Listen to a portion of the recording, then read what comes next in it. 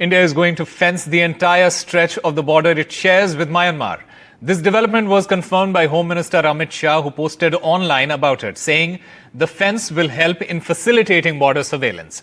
Remember, this comes on the backdrop of several thousand anti-Janata rebels who fled to India since the Myanmar military coup in 2021 and are believed to have entered India through the porous borders.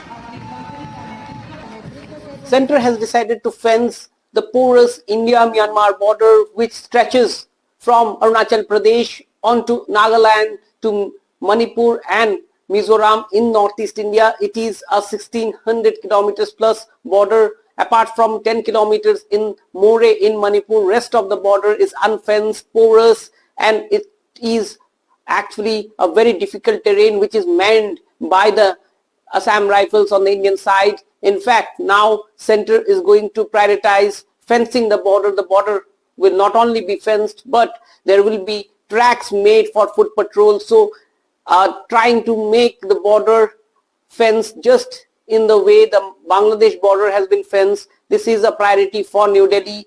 In fact, there have been certain developments along the border and in the bordering states in India that had led to this development.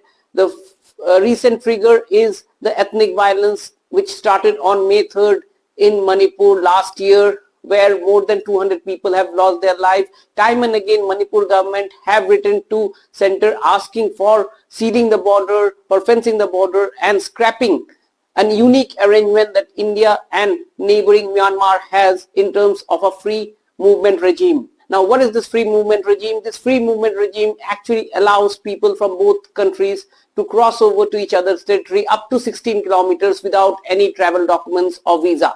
Now, that might also be scrapped as a next phase after this phase-wise border fencing starts. Now, this is something that the Manipur government has been pushing Centre for, given the fact that what Manipur government claims that in the recent violence in Manipur, people from the other side of the border in Myanmar have been involved, and it has also become a hub of illegal transportation and trafficking of narcotics. Now, while this narrative is there, there is also a strong opposition to scrapping of the FMR by the ethnic tribal groups, particularly in the states of Manipur, in the hill areas, in Mizoram and Nagaland, and there is a history to it.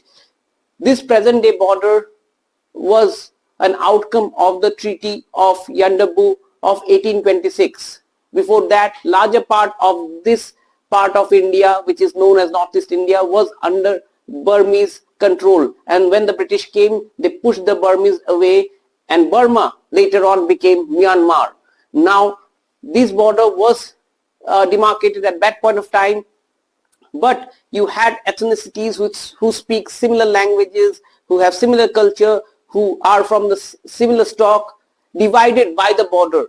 However, because the border was porous, because there is the FMR, therefore these ethnicities have been able to keep a close connect. In fact, although Manipur Chief Minister has been pushing for the border fencing, there was a strong opposition from the previous Mizoram government as well as the new Chief Minister of Mizoram, Mr. Lalduoma. In fact, ever since the military coup in Myanmar and the fights between the Myanmar army as well as the pro-democracy rebel groups, there have been people who have taken shelter in Manipur. Manipur has also started a process of biometric recording of these people, while in Mizoram thousands of people have been sheltered because the Mizos and the Chin people on the other side of the border share a close relationship. Now, one has to see whether after the border fencing work starts, New Delhi goes forward to scrap the free movement regime or not.